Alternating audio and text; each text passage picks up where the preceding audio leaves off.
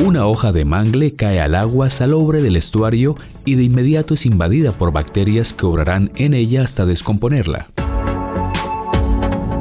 Un cangrejo la devora y la arroja de vuelta al medio transformada en detritus, el cual puede ser consumido allí mismo por moluscos y gusanos o llevado por las corrientes al mar y ser devorado por organismos mayores.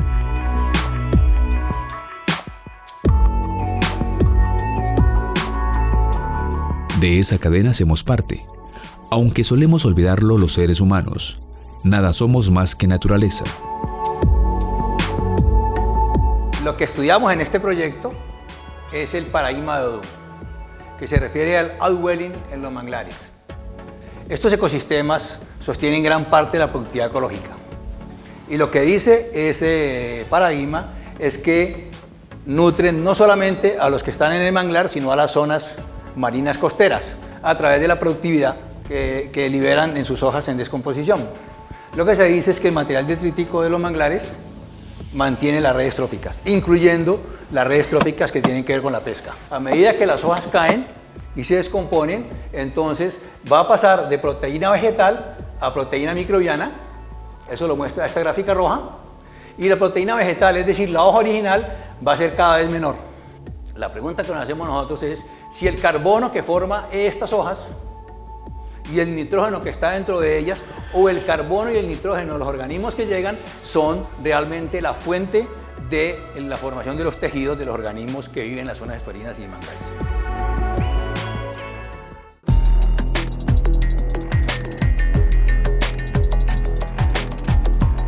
Para esto, se ha hecho un trabajo en el que un grupo de científicos investiga los componentes y los procesos de los manglares, que tienen que ver con la productividad y su aporte a la producción pesquera. Estos científicos de la Universidad del Valle han decidido investigar este paradigma en el Pacífico colombiano. Estamos haciendo la estructura vegetal del bosque. Lo que hacemos son tomar los datos del ángulo de inclinación a partir de un punto fijo. Desde ese punto se toma la distancia en pasos para luego hacer la conversión teniendo en cuenta pues ya la medida fija. Tomamos el DAP, que es el diámetro de altura del pecho, y finalmente tomamos dos datos que corresponden a la amplitud del dosel para luego determinar el área basal. Todo esto para ya determinar la estructura, qué tan desarrollado está el bosque.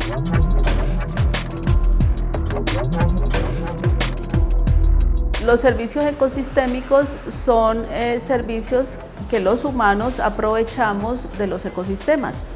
En el manglar nosotros podemos identificar varios servicios ecosistémicos, entre los que se encuentran la provisión de alimentos, que pueden ser peces o moluscos, la piangua en este caso. También podemos encontrar la purificación del aire, purificación de agua a través de la toma de nutrientes como son el nitrógeno y el fósforo. Y uno de los servicios más importantes que nosotros podemos identificar es la captura y almacenamiento de carbono. Esta captura y almacenamiento de carbono la hacen todos los vegetales. A través de la fotosíntesis se miden esos almacenamientos de carbono en las raíces, en el tallo, en las hojas, en las ramas, pero también se está midiendo el almacenamiento de carbono en el sedimento. Inferior.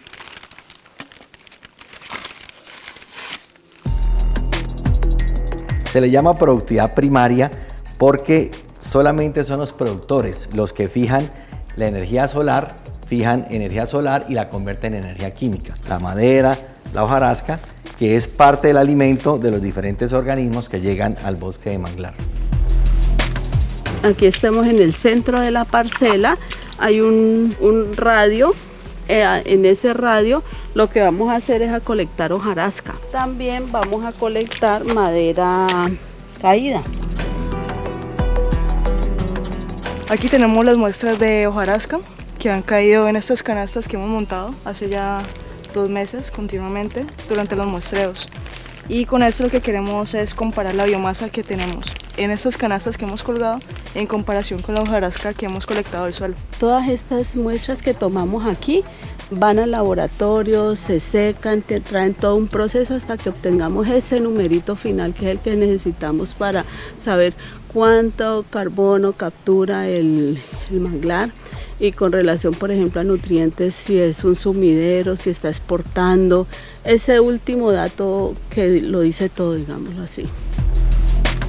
Las algas, al igual que el manglar y el fitoplancton, cumplen una labor muy importante dentro de la producción primaria, dentro de la productividad primaria, ya que ellas también están fijando carbono, lo convierten en biomasa y esa biomasa también es utilizada por organismos como los caracoles, los moluscos y los peces, que hacen parte entonces de esa importante productividad primaria del ecosistema de manglar. El manglar funciona como una trampa de nutrientes. Entonces, a través de la sedimentación y otros procesos, como la movilidad de las aguas, los nutrientes entran al sistema, se sedimentan y son captados allí para después ser aprovechados.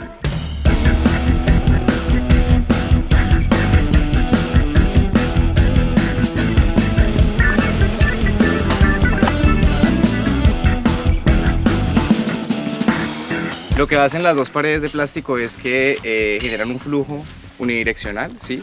Y aíslan el canal del flujo lateral. Y tomar en ambos extremos, ¿sí? Durante varios puntos en la marea, determino el flujo y la concentración de nutrientes que está pasando, ¿sí? En un tiempo determinado por este canal. Por medio de esta técnica podemos determinar qué tanto el ecosistema está asimilando esos nutrientes, si se están quedando, si es un sumidero, por ejemplo, de nitrógeno, o si es un sumidero de fósforo, o esos nutrientes se están lavando con la marea vaciante y se están exportando hacia el ecosistema adyacente, hacia el mar. Si el ecosistema es sumidero, entonces ya entramos a mirar cómo están las concentraciones y relacionarlo, qué cantidad de nutrientes están disponibles, o saber qué tanta disponibilidad hay de esos nutrientes para el sostenimiento de la retrófita. Una de las hipótesis importantes que se ha venido tejiendo alrededor del bosque de manglar es que precisamente la productividad más importante del aporte en la cadena alimenticia se inicia en la hojarasca o en la hoja que está en descomposición. Los mangles, como adaptación a la liberación de sales que reciben por el agua de mar, botan sus hojas. Esas hojas, después de un proceso de ponerse amarillas y descomponerse, entran a ser colonizadas por hongos. Esos hongos le van haciendo la descomposición. Aquí estoy buscando las hojas de los diferentes estados. En este momento estoy buscando las hojas frescas, o sea, las hojas verdes que todavía están en el árbol. Y estamos buscando que sean hojas sin muchas marcas de herbivoría, de patógenos, sino que se vean aparentemente sanas, por lo menos en la parte más superficial. Cada una de estas hojas se van a evaluar ya en el laboratorio. Se van a trozar, se van a simular todas las condiciones de cada una de las localidades y lo que se quiere ver es cuál es la diversidad de hongos que hace parte de esta hojarasca. O sea, qué microorganismos están interviniendo en la producción del detritus que hace parte de la retrófica. ¿Por qué es tan importante en la hojarasca? Porque a partir del trabajo que cumplen estos hongos es que esta materia se convierte en detritus, que es el alimento para otros organismos como pueden ser cangrejos, peces. Aquí lo que tenemos son algunas de las muestras que tomamos en campo. Corresponden a hojas de una especie de mangle que se llama Rhizophyra mangle y son hojas de diferentes estados, hojas frescas, hojas en senescencia y hojas que ya han caído al suelo y han sido parte de la hojarasca. Go, go, go. ¿La tiramos acá? ¿O de allá para acá? No, lo mismo, allá para acá. La idea es tirar la red por un periodo de tiempo, que en este caso son 5 minutos. ¿Sí? Y en los copos que se ven al fondo se supone que debe quedar atrapado todo el plancton. Después se sacan los copos y se concentra todo el plancton y se fija y se guarda. Y se almacena en frío. Estas muestras son para realizar esos copos estables, las que deben ir secas. Y se deja una muestra para identificar qué organismos se capturaron. El fitoplancton es el tercer grupo de productores primarios. Ellos son organismos que viven flotando en la columna de agua y juegan un papel muy importante porque también fijan el carbono. Utilizan la energía lumínica, la convierten en energía química y la biomasa del fitoplancton es lo que vamos a observar, el número de organismos y a través de esta técnica de microscopía podemos identificar quiénes son los organismos que están fijando carbono en el agua. Nosotros obtenemos el valor de la productividad a través de la técnica de incubación de oxígeno disuelto.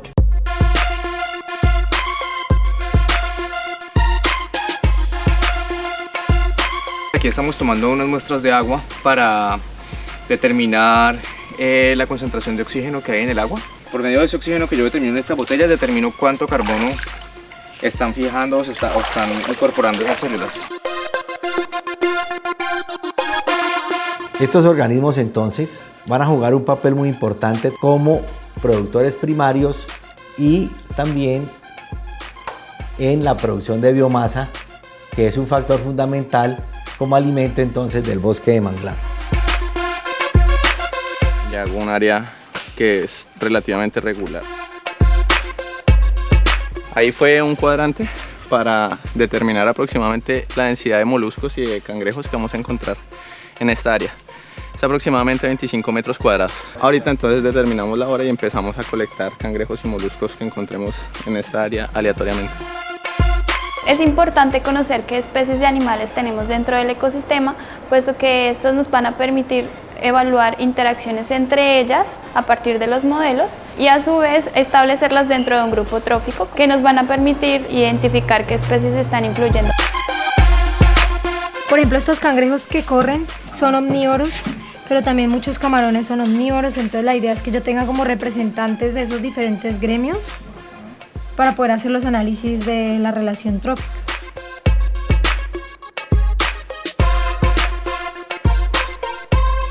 Ahora lo que hemos hecho es siempre enfocando en los animales que viven sobre el fondo, pero que no hay mucho trabajo sobre los peces. Fijamos la red del fondo para que no se levante cuando la marea está bajando. Cuando la marea está en la máxima altura la elevamos, de manera que cerramos el canal y a la siguiente marea baja, entonces lo que hacemos es que venimos a buscar los peces que han quedado en la red atrapados.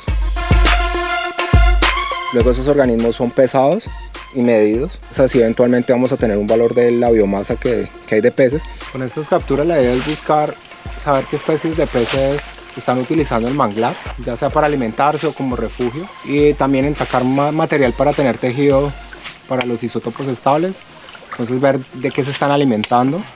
Y esa información también se corrobora con un análisis cualitativo del contenido estomacal.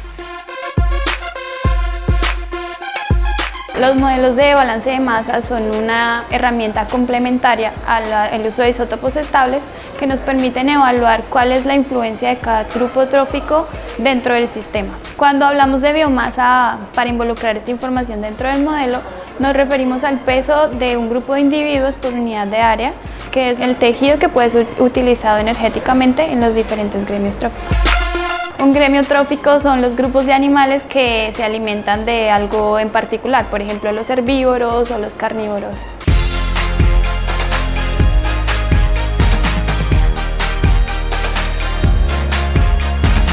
Del alacho hay una hipótesis respecto a la red trófica, que ellos son los primeros en introducir la materia orgánica, las hojas de mangle en el sistema, porque ellos son herbívoros.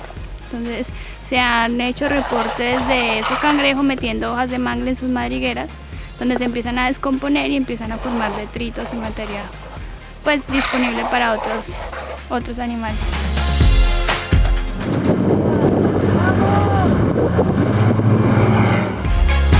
Los isótopos estables son una herramienta bioquímica para estudiar procesos tróficos, transferencia de energía a diferentes niveles tróficos en un ecosistema, en una comunidad. Usamos en este proyecto los isótopos estables porque eran la herramienta adecuada para permitirnos conocer las rutas que se daban en el sistema del consumo de la energía. Estoy recolectando organismos que habitan el manglar, desde los productores primarios, hojas en diferente estado de descomposición, verde, senescente, detritus, y ya consumidores de diferentes gremios tróficos, cangrejos, moluscos que están reportados como herbívoros, ya otros cangrejos que son de hábitos omnívoros, camarones, pianguas, conchas para poder hacer el análisis de las rutas tróficas.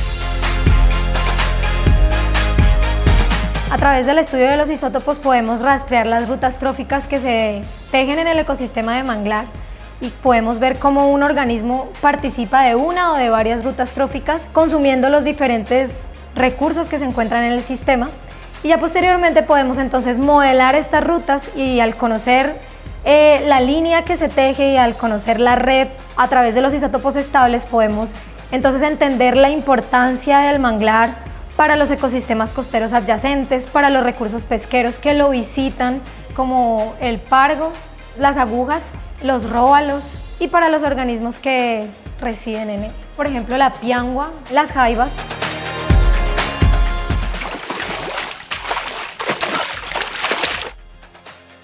De los resultados que hemos obtenido en el componente productividad, que consiste en la evaluación de la biomasa y la productividad del bosque de manglar, de las macroalgas y del fitoplancton, nuestros resultados indican que los principales productores, en este caso, es el bosque de manglar, en cuya importancia de productividad recalca la importancia, por ejemplo, de la especie Rhizophora mangle o mangle rojo.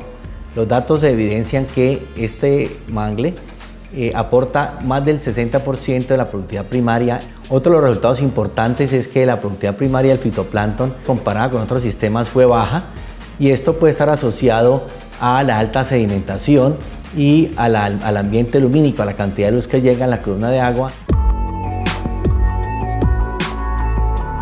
Nosotros encontramos que siguiendo una huella química, una huella de un isótopo químico del carbono y del nitrógeno, encontramos que el carbono no viene de las hojas del manglar. Sabemos que hay varias fuentes posibles, como las algas, los microorganismos que crecen sobre las playas arenosas, sobre los planos lodosos, que pueden aportar eso, pero no tenemos todavía una referencia precisa de qué ocurre. Alguna de ellas debe ser.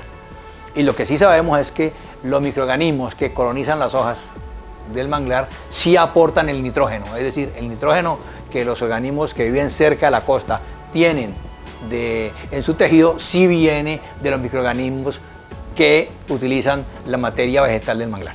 Entonces hemos generado el modelo de quién se come a quién en la red trófica del manglar y qué tanto utiliza una especie de la que se comió y qué tanto no asimila.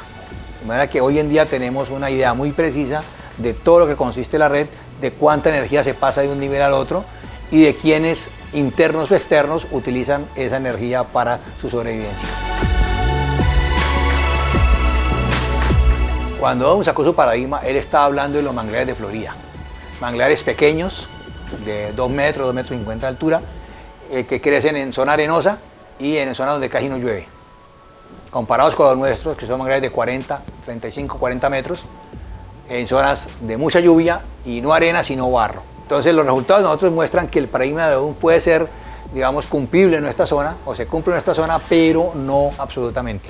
Conociendo estas cosas, conociendo cómo reacciona el ciclo de materia y el flujo de energía a los cambios ambientales en el tiempo y cómo participan los diferentes componentes en él, uno puede generar mejores planes de conservación y entender muy bien cuáles son las cajas claves para conservar. Eso es lo que más hacemos nosotros, ver cuáles son las cajas en las que tenemos que dar mayor énfasis de conservación, porque de ellas dependen todas las demás.